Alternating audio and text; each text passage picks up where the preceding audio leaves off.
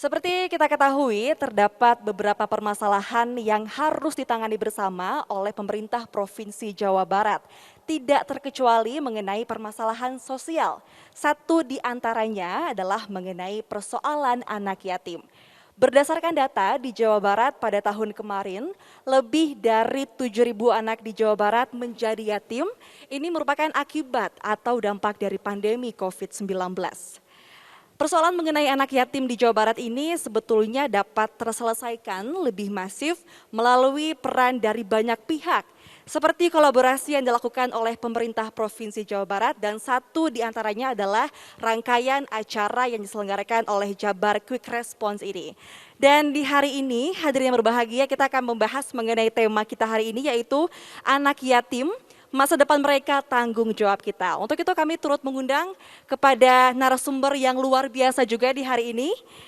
Boleh berikan tepuk tangan yang meriah kepada tiga narasumber kami. Yang pertama kepada Ibu Dr. Ika Mardia selaku Kepala Dinas Komunikasi dan Informatika Provinsi Jawa Barat. Narasumber yang kedua dari Jabar Quick Response ini kepada yang terhormat Bapak Bambang Trenggono selaku Ketua Umum Jabar Quick Response. Tepuk tangan yang meriah. Dan kami juga turut mengundang kepada narasumber dari pihak Rumah Yatim, kepada Bapak Nugroho BW kami persilahkan. Tepuk tangan yang meriah kepada Bapak Nugroho. Dan kita langsung nih secara umum seperti yang sudah disampaikan tadi, ini merupakan rangkaian acara dari Jabar Quick Response. Nah, mungkin di sini masih ada beberapa hadirin dan juga pemirsa Kompas TV yang masih belum memahami mengenai Jabar Quick Response ya. Kepada Bapak Bambang, boleh dong Pak diceritain dulu sebetulnya asal mula atau bisa dibilang awal mula kok bisa ada Jabar Quick Response nih di bawah Pemprov Jabar ini. Ceritakan sedikit seperti apa Pak Bambang, silakan. Baik, saya izin buka masker. Jadi Pak Gubernur itu, Pak Ridwan Kamil itu seseorang yang memiliki follower media sosialnya terbanyak di seluruh kepala daerah di Indonesia. Jadi ada 514 bupati wali kota, 34 gubernur. Nah follower Instagramnya itu terbanyak 15,2 atau 3 saya lupa juta lah sekarang.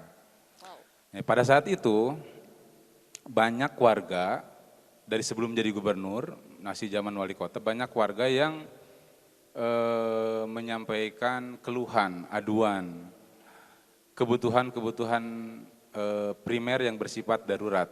Misalnya yang tidak bisa ditunggu itu adalah masalah kalau perut lapar, nggak bisa makan, itu tidak bisa ditunggu. Kemudian orang sakit, itu tidak bisa ditunggu.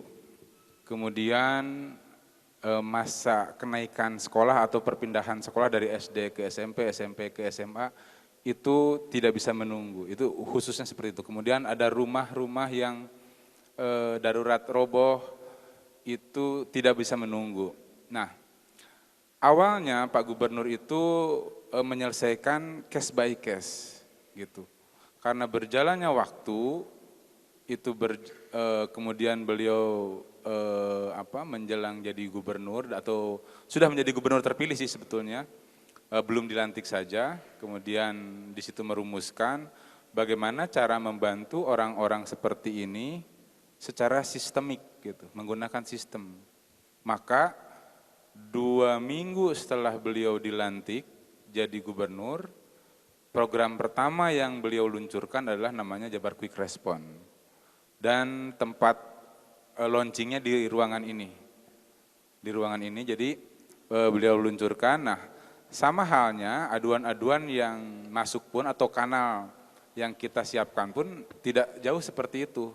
Urusan pendidikan, urusan kesehatan, kebencanaan, rumah darurat roboh, sekolah darurat roboh. Jadi hal-hal itu yang kami tangani di Jabar Quick Response. Terima kasih Pak Bambang untuk informasi terlebih dahulu mengenai apa itu Jabar Quick Response ya Pak Bambang ya. Selanjutnya coba kita akan ke Bu Kadis ya Ibu ya, kepada Ibu Dr. Ika nih. Kita ketahui kalau memang Jabar Quick Response ini di bawah naungan dari Diskominfo Jabar. Nah, kalau dari Ibu Ika sendiri sebetulnya melihat program-program yang sudah berjalan nih, kurang lebih 3 tahun ya Pak Bambang ya, sudah berlangsung Jabar Quick Response ini, tanggapan atau melihat program-program yang sudah berjalan sejauh ini seperti apa Ibu? Silakan. Ya, terima kasih.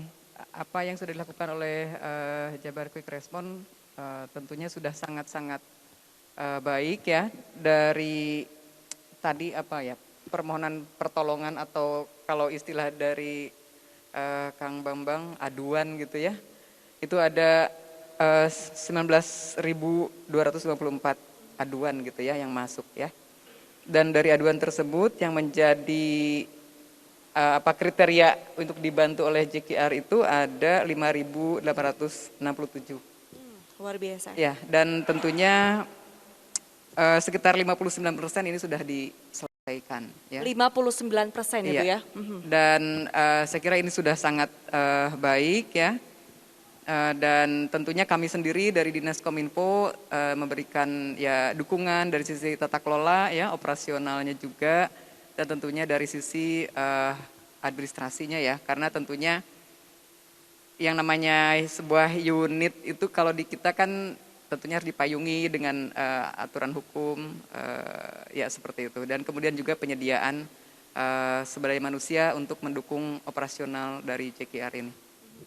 Jadi untuk berlangsungnya berbagai macam program dari Jabar Quick Response dan juga yang menuju langsung ke lapangan seperti yang Pak Bambang bilang tadi, kalau ada sesuatu langsung gercep ya Pak ya, nggak tanpa basa-basi, set langsung ya dari titiknya di Saparua itu ya Pak ya. Jadi memang dibantu juga oleh Pemprov Jabar melalui Diskominfo Jabar ini.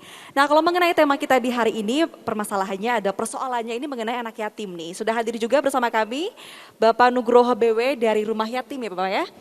Nah Pak, kalau sejauh ini nih mungkin juga masih banyak orang yang sering mendengar rumah yatim, pasti sudah luar biasa nih berjalannya, tapi masih ada yang membingungkan nih sebetulnya.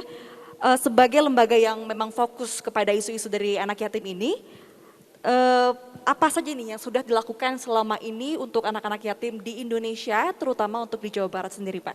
Baik, dalam kesempatan yang baik ini mungkin ingin cerita dari awal dulu mungkin ya. Silakan. Barangkali mungkin juga perkenalan tentang rumah yatim.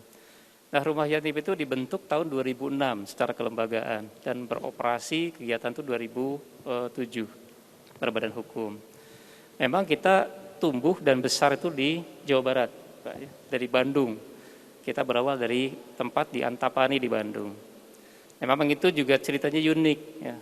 Ceritanya unik itu bahwa kita berawal dari persahabatan 4 founding father kita, kemudian salah satu dari founding father kita meninggal. Nah, meninggalkan 5 orang anak. Nah, di mana 3 sahabat yang lain itu berupaya bagaimana membantu keluarga yang ditinggalkan oleh almarhum. Nah, kemudian di kontrakan rumah, kemudian dibiayai segala kebutuhan hidupnya. Nah, kemudian tercetus, udah kalau begini kelihatannya kalau makin banyak anak-anak yatim yang kita bantu, mungkin manfaatnya jauh lebih besar lagi. Nah, makanya 2006 itu kita mendeklar satu lembaga, cuma namanya apa waktu itu ya, karena ini memang di dalamnya ada anak-anak yatim, jadi kita udah rumah yatim saja. Nah, maka 2006 itu kita mulai berkegiatan. Nah, itu awal mulanya ya. Jadi 2006 itu kita mulai kegiatan, kemudian berbadan hukum di tahun 2007.